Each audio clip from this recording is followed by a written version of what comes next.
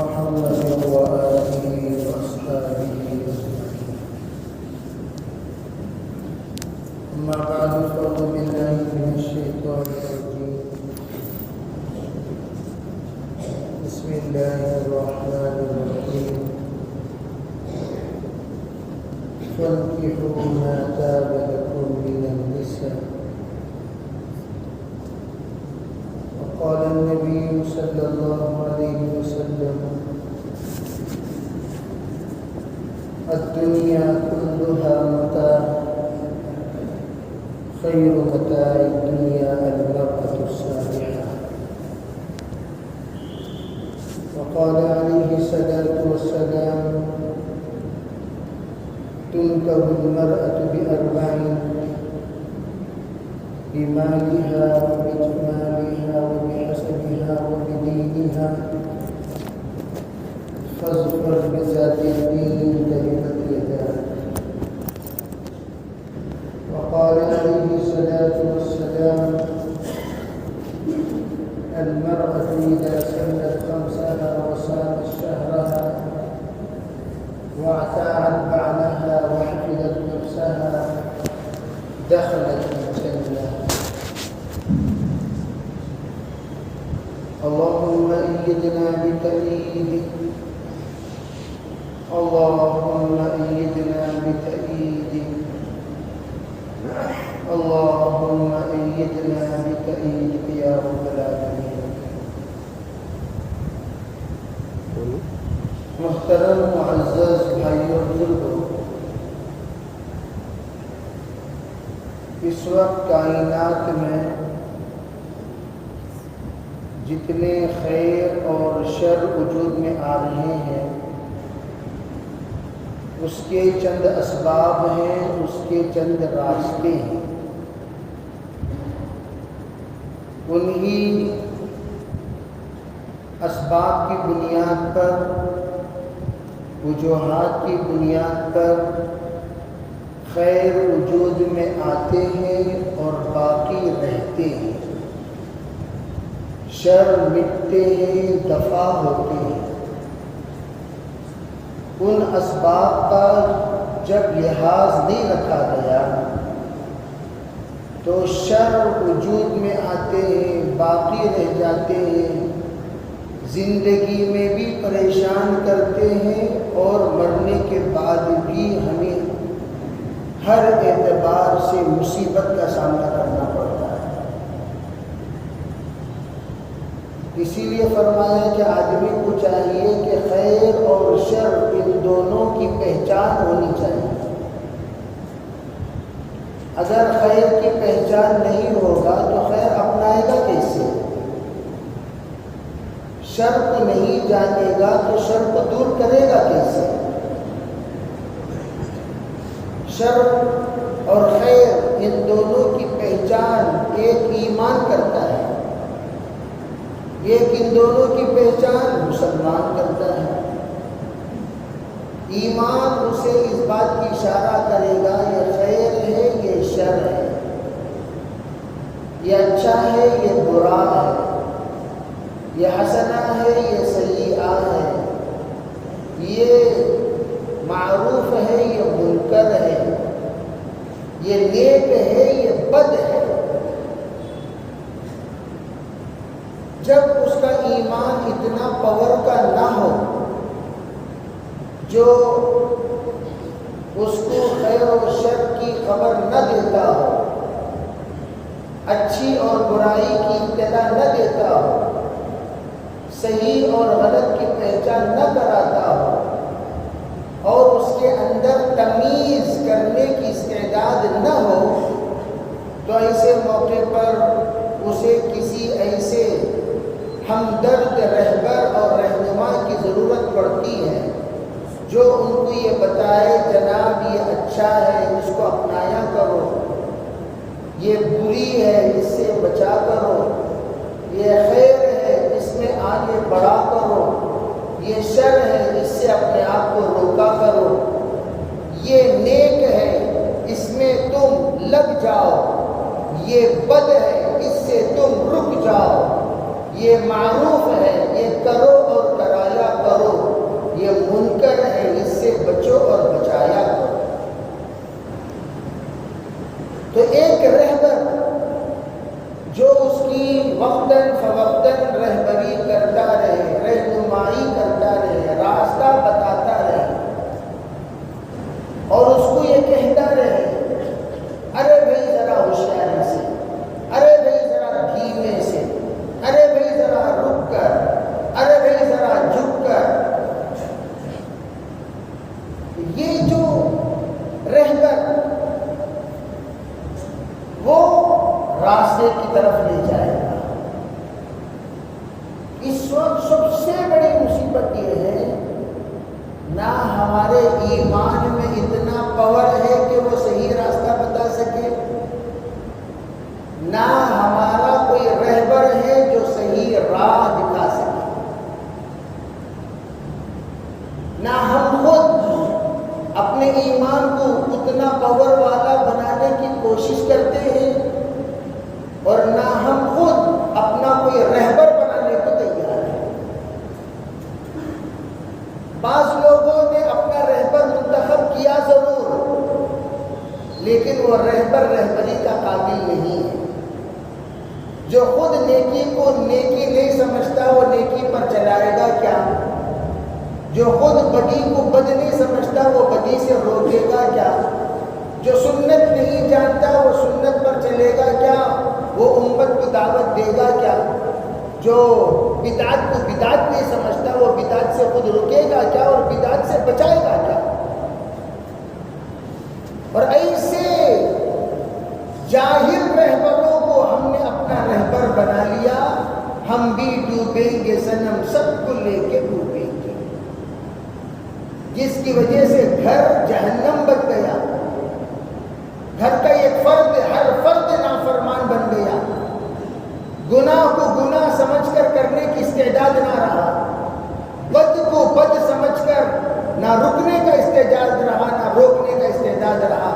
اب جب پورا گھرانہ بدی میں مبتلا ہے، اب اس بدی سے روکے گا کون؟ جب رہبر بھی مبتلا ہے، رہنما بھی مبتلا ہے، امام بھی مبتلا ہے، مقتدی بھی مبتلا ہے، امیر بھی مبتلا ہے، غریب بھی مبتلا ہے، پیش امام بھی مبتلا ہے، مقتدی بھی مبتلا ہے، جب مقرر بھی مبتلا ہے، سامعین بھی مبتلا ہے، جب کہنے والے مبتلا ہے، سننے والے مبتلا ہے، لا محالہ ہم بھی ڈوبیں گے صنم سب کو لے کے ڈوبیں گے۔ حضور اقدس صلی اللہ علیہ وسلم نے سب سے پہلے ایمان کا دیا جلایا تمام صحابہ اکرام کے دلوں میں، اور جلانے کے بعد سرکار نے کہا کیا؟ کونوا مصابیح الہدی، کونوا مصابیح الہدی، کونوا مصابیح الہدی۔ او صحابہ، میں نے تمہارے دلوں میں اس وقت ایمان کا دیا جلا دیا، ایمان کا چراغ رکھ دیا، اب تم لوگوں کو کیا ذمہ داری سپرد کر رہا ہوں؟ ذمہ داری تمہارے ذمہ یہ ہے، خود ہدایت کے چراغ بن کر عالم میں پھیل جایا کرو۔ تمہیں دیکھ کر لوگ سنت سمجھے، تمہیں دیکھ کر لوگ رہبری کرنے اختیار کرے، تمہیں دیکھ کر تمہارے نقش قدم پر چلے، تمہیں دیکھ کر لوگ نیک ہوں، تمہیں دیکھ کر لوگ پاک ہوں، تمہیں دیکھ کر لوگ صحیح راستہ اختیار کرنے والے ہوں، تم ایسے بن جاؤ۔ وہ صحابہ کو حضور نے ہدایت کے چراغ بنا دیا، اور سب ہدایت کے چراغ بنے، اور چراغ سے آگے بڑھ کر ستارے بن گئے۔ جب بنے تو حضور نے ان کے ستارے ہونے کی سند دیتے ہوئے فرمایا اصحابک النجوم بأیہم اہتدیتم اہتدیتم، میں نے اس دیا جلایا تھا، دیا چراغ بنا، چراغ اب ستارے بن گئے، اب ستاروں کو تم جس کے تابع ہو کر چلو گے منزل تک پہنچ جاؤ گے۔ میرے صحابہ پورے ستارے ہیں۔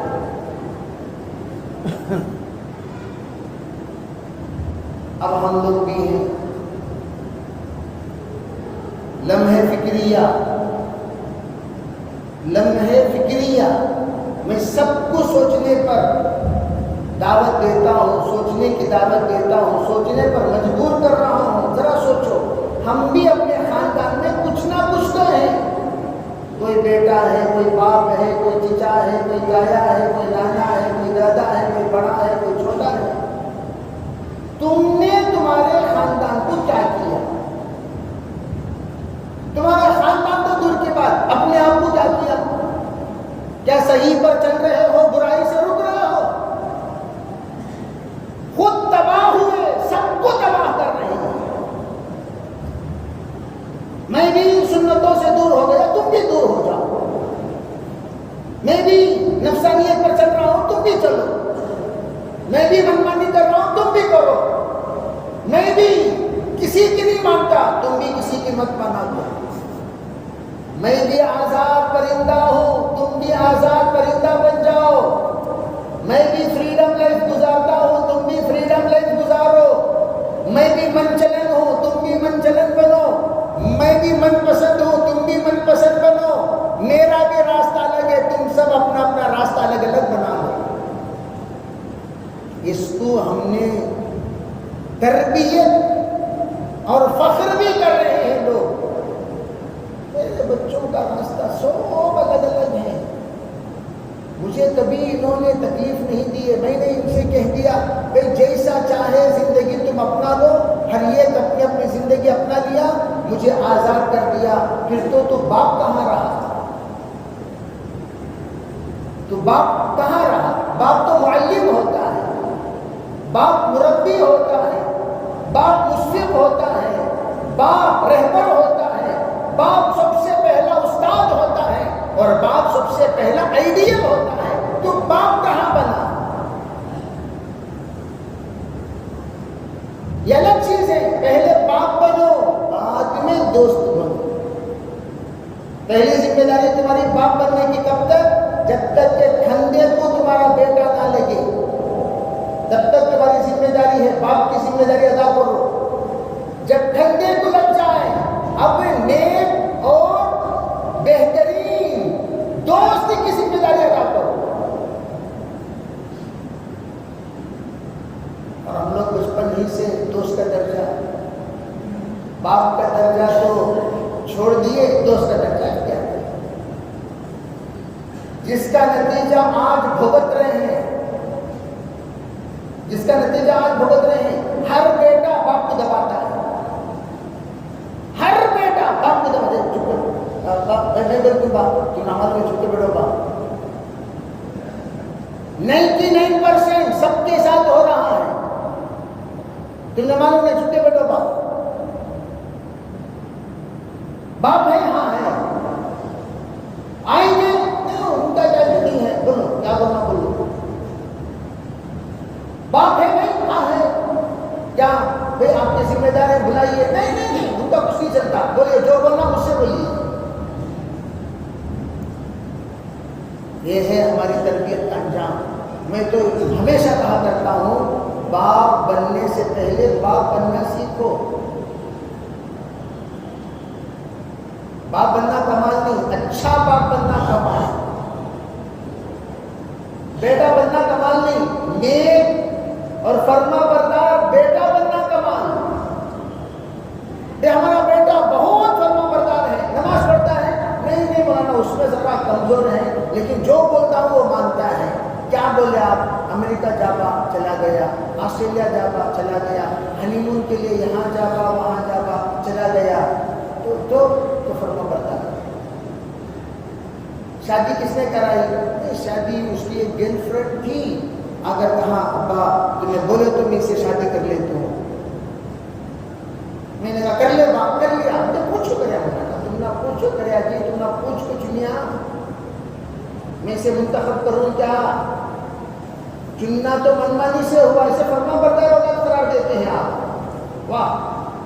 اور تسلی دل کو، میرا بچہ مجھے کہاں باش میں آپ کو فلاں جگہ بک کرنا چاہ رہا ہوں، کیا باپ؟ ہاں کرو باپ، کہاں؟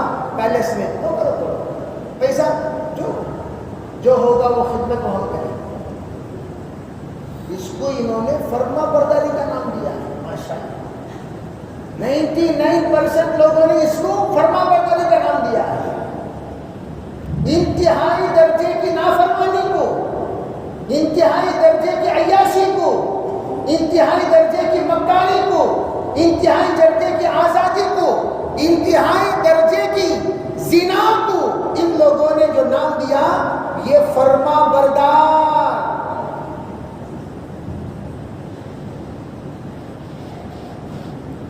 ایک صاحب کے کہنے لگے مولانا ہم لوگ بچوں سے کہتے ہیں ہر اعتبار سے مطمئن ہونے کے بعد شادی کرو، کیا بہترین رہبری ہے، ہر اعتبار سے مطمئن ہونے کے بعد شادی کرو۔ بھائی پہلے دیکھ لو کتنے سال میں دیکھے تمہارا بیٹا بھی تمہاری بہو کتنے سال، 8 سال آپس میں میرج لائف میں کیا ہم دونوں سیٹ ہو سکتے ہیں؟ اس کا ان لوگوں نے پریکٹس کیا، پریکٹیکل پریکٹس، سیمپل لائف گزار کر دیکھے کیا ہم دونوں میرج لائف میں ایک بندھن میں بندھے جا سکتے ہیں کہ نہیں جا سکتے؟ ہاں بندھے جا سکتے ہیں۔ جب 8 سال پریکٹس کرنے کے بعد جب اس کے دل کو لگا ہاں، اس کے دل کو لگا ہاں، تو دونوں نے پھر ہاں کہا نکاح کی مجلس میں۔ کتنے سال بعد ہے؟ کتنی اچھی تربیت، ماشاءاللہ ماشاءاللہ ماشاءاللہ، فخر سے۔ اور اس کے اوپر یہ بھی ہے ہمیں 3 مسجدوں کے صدر مولانا بہت اچھا، جوتے مارنے کے قابل ہیں آپ، 3 مسجدوں کے صدر ضرور ہیں لیکن جوتے کھانے کے قابل ہیں، 4 مسجدوں کے سیکریٹری ضرور ہیں لیکن بغلدان بنانے کے قابل ہیں۔ ایسے نالائق لوگوں کو مسجدوں کے ذمہ دار بنایا جائے گا تو پھر امت کہاں سے سدھرے گی؟ یہ ہے ہمارے گھروں کا حال۔ گھر تباہ نہیں ہوگا تو کیا ہوگا؟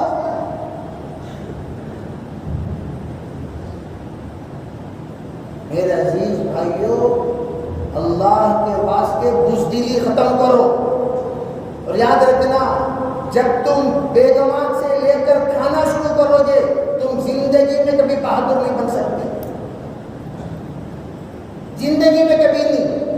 جوڑے کا پیسہ لینا، گھوڑے کا پیسہ لینا، جہیز میں مانگ کر لینا، اور جو لیتا ہے وہ بولتا نہیں ہے، ہمیشہ یاد رکھو، بولتا وہی ہے جو لیتا نہیں ہے۔ لے لیا تو منہ بند، مشکل کو بیٹھو جی قصہ ختم، ذرا مشکل بیٹھو قصہ ختم۔ کیوں؟ اس لیے کہ وہ تو لیا ہوا ہے، جس کا کھاتا ہے اسی کا کھاتا ہے۔ یہ زندگی نہیں، مسنون زندگی سیکھو، شرعی زندگی سیکھو، اسلامی زندگی سیکھو، پہلے خود سیکھو بعد میں بچوں کو سکھاؤ، پھر دیکھو گھر کیسا جنت بنتا ہے۔ تم رہو گے امیر آخری سانس تک، کیا مجال کہ تمہارے ہوتے ہوئے گھر کے اندر کوئی پرندہ پر مار دے، کوئی چرندہ آ کر چر دے، کوئی بیٹا نافرمانی کر دے، کوئی بہو تمہارے باپ کے اوپر منہ چڑھ کر جواب دے، کوئی ماں اپنے فیصلے کو حتمی فیصلہ سمجھے۔ نہیں، تمہارا بول آخری بول ہوگا، تمہارا فیصلہ آخری فیصلہ ہوگا، تمہاری سمجھ آخری سمجھ ہوگی، تمہاری فکر آخری فکر ہے، تمہارا جذبہ آخری جذبہ ہے، تمہاری سوچ آخری سوچ ہے۔ تم جو کہو گے تمہارے گھر میں وہ چلے گا۔ جو گھر کا امیر نہیں بن سکا وہ دوسروں کا امیر کیا کرے گا؟ تمہارے ہاتھ میں باغ ڈور ہونی چاہیے، اسے کہتے ہیں اسلامی معاشرہ، اسے کہتے ہیں اسلامی معاشرہ۔ حضور جب تک تھے، حضور کے بعد خاندان کا ذمہ دار حضور نے علی کو بنایا رضی اللہ تعالیٰ عنہ، تو حضرت علی فیصل کے پورے خاندان کے من کنت مولا ہو علی مولا، کہا میں جن کا اس وقت مولا ہوں، ذمہ دار ہوں، امیر ہوں، رہبر ہوں، میرے بعد علی ان کے رہبر ہوں گے، علی ان کے ذمہ دار ہوں گے۔ خاندان کے اعتبار سے حضور نے ارشاد فرمایا تھا میرے بعد میں اپنی ذمہ داری علی کے سپرد کر رہا ہوں۔ کیوں؟ اس لیے کہ میرے بعد صدیق اکبر ہیں خاندان میں لیکن خسر ہیں، وہ عمر فاروق ہے لیکن خسر ہیں، عثمان غنی ہیں داماد ہیں لیکن نرم ہیں، علی میرے خاندان کے، میرے چچزاد بھائی، میری چہیتی بیٹی کے چہیتے داماد، اور یہ طرف ان کا ننیال سے بھی رشتہ ہے، ددیال سے بھی رشتہ ہے، دونوں اعتبار سے رشتہ ہے، اور علی میرے خاندان کے اعتبار سے میرے نسلوں کے وارث ہیں۔ اب خاندان کے ذمہ دار کون ہوگا؟ من کنت مولا علی مولا، یہ ہے اصل مطلب۔ اس کا مطلب یہ نہیں کہ پوری ذمہ داری علی کے ذمہ ہے، پوری حکومت کی، پوری سیاست کی، پورے مدینے کی، پورے سلطنت کی، یہ نہیں کہا حضور نے۔ خاندان کے اعتبار سے میرے بعد ذمہ دار علی ہوں گے، علی سے مشورہ کرنا، میں چلا جاؤں گا، تمام امہات المومنین کا خیال علی رکھیں گے، تمام خاندان کی بچیوں کا خیال علی کریں گے، تمام خاندان کے بڑے فیصلے علی کریں گے، تمام خاندان کے بڑے معاملے میں علی شریک ہوں گے، میرے درجے پر علی بیٹھ کر بات کریں گے، خاندان کا جو بھی معاملہ آئے گا۔ یہ ذمہ داری حضور نے حضرت علی کو سپرد کی، اور حضرت علی کی سمجھداری کے بارے میں آپ نے فرمایا انا مدینۃ العلم وعلی بابها، میں اگر علم کا شہر ہوں علی اس کا دروازہ ہے، وہیں سے سب آتے ہیں، وہیں سے سب جاتے ہیں، علی کو پتا ہے ان کی انٹری کب ہوئی، ان کی ایگزٹ کب ہوئی، یہ آئے کب، یہ گئے کب، یہ کون، یہ کیا، یہ کیسے، سب علی جانتے ہیں۔ اور علی روز اول سے شرک سے پاک زندگی گزارنے والے، علی کرم اللہ وجہہ، یہ ہے خاندان کا۔ اب ہمارا ذمہ دار کون؟ ہم بھی تو ہیں، بولو ہمارا ذمہ دار کون؟ جنازے تدفین ہونے سے پہلے وراثت کو لڑنے والے کتے ہمارے خاندان کے ذمہ دار نہیں، کتے لڑے جیسا، لا حول ولا قوت۔ ذرا جا کر فوٹو میں دیکھو بھائی بھائیوں پر کتنے کیسر ڈالے ہوئے ہیں، جھجک محسوس نہیں کرتے، آرام سے کہتے ہیں تجھے کوٹ میں گھسیٹوں گا، بہنوں کو کوٹ میں گھسیٹوں گا، بھائیوں کو کوٹ میں گھسیٹوں گا، نانا کو کوٹ میں گھسیٹوں گا، دادا کو کوٹ میں گھسیٹوں گا، یہاں تک کہ پورے چچا اور تایا کو کوٹ میں گھسیٹوں گا، ہم کوٹ میں بات کریں گے۔ کتنی اچھی تربیت کرے ہیں ماشاءاللہ، آپ کو تو سنہرے چادر میں استقبال کرنا چاہیے، یہ آپ کی دی ہوئی بچپن کی آزادی ہے جو بچپن میں بھگت رہے ہو، آپ کی دی ہوئی بچپن کی آزادی ہے جو بچپن میں بھگت رہے ہو۔ میرے عزیز بھائیو، اللہ کے واسطے ایسی بے فکری زندگی ختم کرو، اور کبھی یوں نہ سمجھو ہم کامل ہیں، کامل کوئی نہیں، سب ناقصی ہیں، کامل کوئی نہیں، سب ناقص ہیں۔ علماء سے مشورہ کیا کرو، اپنی زندگی کا صحیح رخ بنایا کرو، اپنے خاندان کو بچایا کرو، اگر آج نہیں بچاؤ گے کل تمہارا خاندان کا کوئی نام و نشان نہیں رہے گا، کوئی نام و نشان نہیں۔ اور اس کے لیے آسان ترتیب کیا؟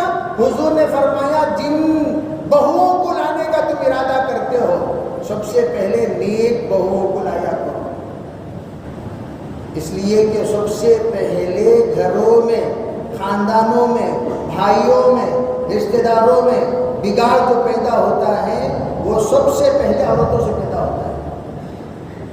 کہاں سے پیدا ہوتا ہے؟ ارے بھی کہاں سے؟ عورتوں سے۔ بعض لوگ بولنے بھی ڈرتی، کام میں بول رہا ہوں تو بازو بیٹھا ہوا چاچی چاچی کیا بات، چاچا عورتوں سے اور کو بول لے، کہاں بولے؟ مسجد میں بولے، ہاں جی اتنی ہمت تم نا، بولتے ہی ان کی پانی، ان کا پتا پانی ہو جاتا۔ ارے بھائی کن سے؟ آواز نہیں آئی، کن سے؟ ہمت اب کر رہے ہیں، اتنا ڈر پسند نہیں سو، ہاں منہ ہلائے جمعہ پڑھ پا نہ ٹکے. اتنی ہیبت کی کیا ضرورت؟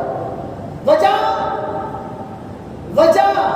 آپ جہاں ایکسیلیٹر دینا وہاں ایکسیلیٹر دینا تھا، جہاں بریک لگانا وہاں بریک لگانا تھا، جہاں گیئر بدلنا وہاں گیئر بدلنا تھا، جہاں گاڑی کو روکنا وہاں روکنا تھا، جہاں چلانا وہاں چلانا تھا. تم نے ایسا کیا نہیں. ہر جگہ پر آپ ہی ہمارے رہبر، آپ ہی ہمارے رہنما، آپ ہی ہمارے سرتاج، آپ ہی ہمارے تاجدار، آپ ہی ہمارے سب کچھ، آپ ہی ہمارے غمگسار، آپ ہی ہمارے علمبردار، آپ ہی ہمارے سردار. محترمہ میں ذرا مشورہ کر کو بولتا ہوں، حضرت کر بولے گا مشورہ کس کے پاس؟ آقائے نامدار، جس کو گھر میں غمگسار بنا کر آپ لائے ہیں، گھردار، ان سے جا کر دو زانوں بیٹھ کر درخواست پیش کریں گے. جناب محترمہ جی 3 دن جانا چاہتا ہوں. کون سے 3 دن؟ یہاں بڑے زور سے نام لکھا جائے نا 3 دن، زور سے چلے میں میرا نام لکھو بھائی، 4 مہینے میں میرا نام لکھو. اور وہاں جا کر احتیاط میں بیٹھ گئی بیگم کے سامنے. 3 دن ہمت نہیں. ہمت کیوں نہیں ہے؟ یہ کہ جہالت، یہ کہ تربیت. جہالت کو تربیت نہیں کہتے. مولانا میں بہت مار دوں، مولانا میں کاٹ ڈال دو، مولانا میں پھاڑ ڈال دو، مولانا میں چیر ڈال دو، یہ جہالت ہی ہے. اسے ہمت نہیں کہتے، اسے جہالت کہتے ہیں. یہ کہ تربیت. تمہارے آنکھوں کے اشارے پر بیگم تابعدار ہوتا ہے. تمہاری رضا کے بغیر تمہاری بیگم کچھ نہ کہے. تمہاری بول سے پہلے وہ نہ بولے، تمہاری ہاں سے پہلے وہ ہاں نہ کرے، تمہاری بات سے پہلے وہ بات نہ کرے، تمہاری درستگی سے پہلے وہ کسی بھی بات کو درست نہ کہے. تمہاری صحیح الجواب صحیح کہنے سے پہلے وہ صحیح نہ کہے، الجواب غلط کہنے سے پہلے وہ غلط نہ کہے. اسے کہتے ہیں تابعدار.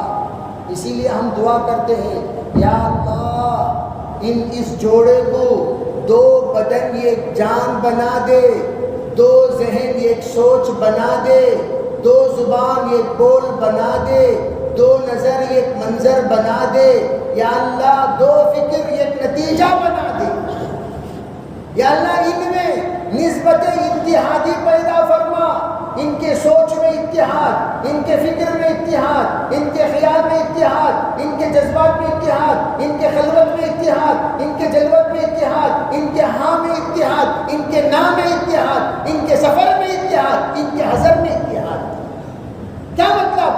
جو میرا شوہر کہے گا وہ میں کہوں گی.